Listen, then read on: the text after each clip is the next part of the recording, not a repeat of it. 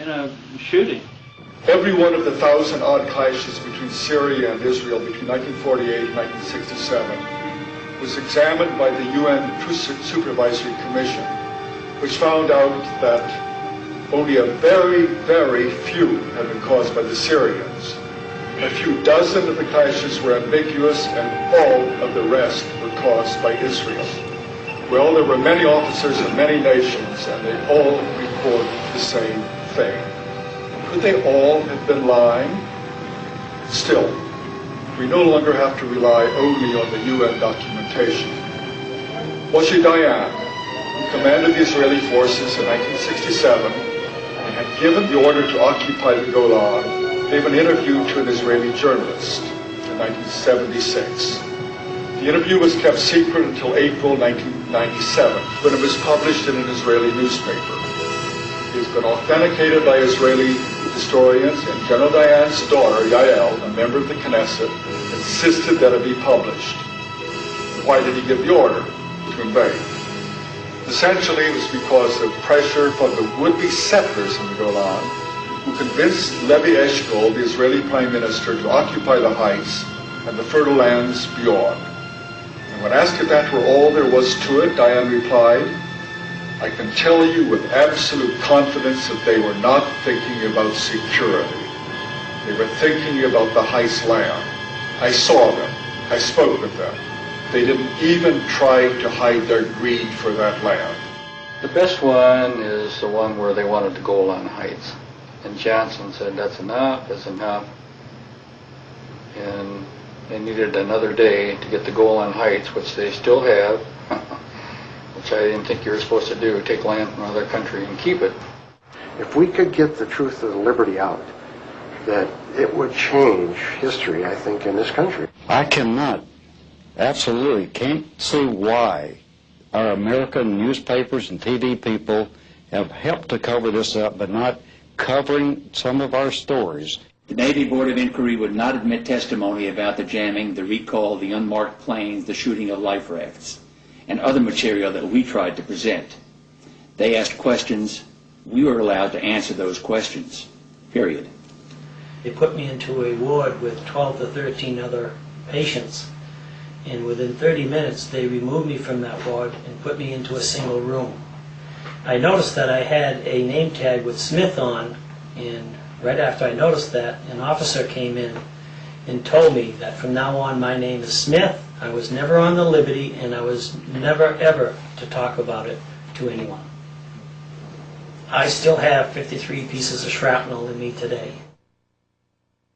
Never before has the U.S. Navy ignored eyewitness testimony of American military to accept on faith the story told by their attackers.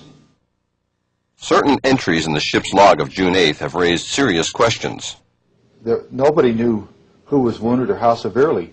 This had not been established until days after reaching Malta.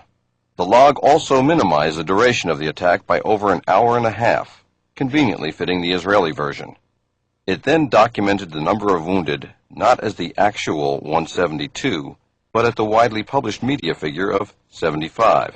It should be a congressional committee, both Senate and House, to examine all the data available. And it's getting late to do this because Mike McGonigal, God bless his soul, is gone. I know that Bill was on board the USS Liberty, and the ship was off the coast at Gaza Strip, as I recall, and yet our government put it in writing in the United States Senate book of Congressional Medal of Honor recipients that he received his medal for action in Vietnam.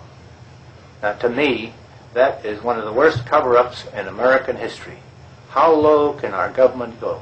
And it's something that I'd like to see totally investigated and a closure of this issue, because I think President Johnson was the villain on it. I think he recalled the people that were to defend the ship.